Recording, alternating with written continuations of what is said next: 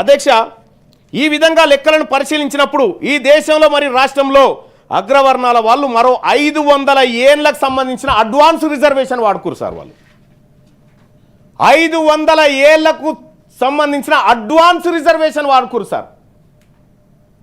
బీసీలు 1000 సంవత్సరాలు వెనకబడి ఉన్నారు సార్ ఆ వాడుకోవడంలో. ఈ వెనుకబడిన బీసీలకు ఇప్పుడు 42% రిజర్వేషన్లు అంటున్నారు సార్. కానీ 56% రిజర్వేషన్, ఇప్పుడు 56% ఉన్నారు, వీళ్ళకు 70% రిజర్వేషన్ ఇచ్చినా ఇంకా 200 ఏళ్ళకు కూడా వీళ్ళు రీచ్ కాలేరు సార్. ఆడికి 70% ఇచ్చినా రీచ్ కాలేరు. కాబట్టి 42% కాదు, మీరు చెప్పిన లెక్క ప్రకారం 56% మాకు ఇవ్వండి అధ్యక్ష. అంతేకాదు అధ్యక్ష, ఇక్కడ అయ్యా మాకు 78 ఏళ్ల సంధి అన్యాయం జరుగుతుందని మొత్తుకున్నాం సార్. మాకు మంత్రి లేడు చెప్పుకోవడానికి, మాకు మంత్రిత్వ శాఖ లేదు, మా వర్గాల ముఖ్యమంత్రి లేడు, మా వర్గాల నుంచి మంత్రులు ఉంటే మా మాటినే మంత్రులు కాదు. అయ్యా మాకు ఉన్నది న్యాయస్థానం, న్యాయస్థానాల దగ్గరికి పోయినాం. ఈ దేశంలో మాకు హక్కులు సరిగా దొరకట్లేదు, రాజ్యాంగ ఫలాలు అందట్లేదు, పదవులు అందట్లేదు, ఉద్యోగాలు అందట్లేదు అని న్యాయస్థానం దగ్గరికి పోయినాం సార్.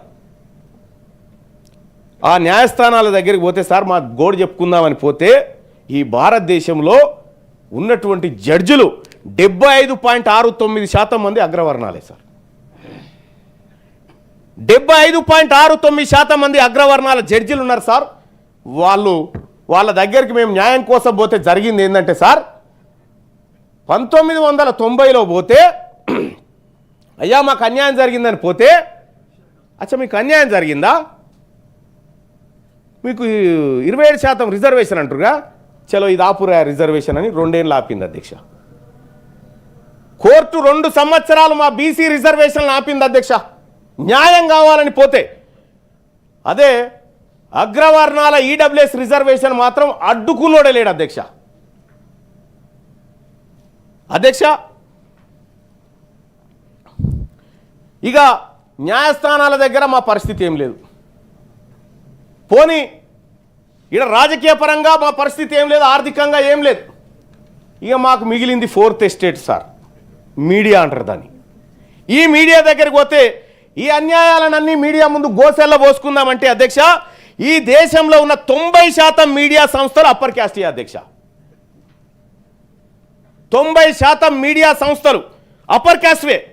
ది హిందూ పత్రిక కథనం ప్రకారం, ఆ నివేదికలు ప్రకారం చెప్తా ఉన్న అధ్యక్ష, 121 మీడియా సంస్థలలో 106 అప్పర్ క్యాస్ట్ వాళ్ళే సార్, ఒక్క బీసీది లేదు.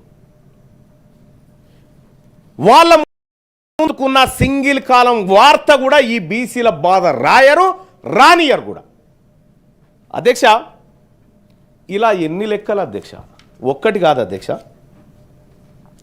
ఈ దేశంలో అధ్యక్ష ఎక్కడో ఓ చోట బీసీల చర్చ జరగాలి, బీసీల బాధ వినబడాలంటే అది టీవీ డిబేట్లలో, వేదికల మీదనో జరగాలి. కానీ ఈ దేశంలో top news channels sir, top news channels Hindi ఛానళ్ళు 40, ఇంగ్లీష్ ఛానళ్ళు 47 సార్. ఈ 40 హిందీ ఛానల్లో సాయంత్రం 7 గంటలకు డిబేట్ నడిపిస్తారు సార్ ఒక ఇష్యూ మీద. ఇంకా ఇష్యూ నడిపిస్తారు సార్, ఒక టాపిక్ తీసుకొని డిబేట్ పెడతారు అందరితోని. ఈ 40 హిందీ ఛానళ్ళల్లో 47 ఇంగ్లీష్ ఛానల్లో ఒక్క బీసీ యాంకర్ లేడు సార్. ఇక మా బాధ వాడు ఎందుకు పట్టించుకుంటాడు సార్? మా బాధ ఎవరు వింటారు సార్ ఈ దేశంలో? ఒక్క బీసీ మాత్రమే కాదు, ఎస్సీ ఎస్టీలు కూడా లేరు ఇంకా.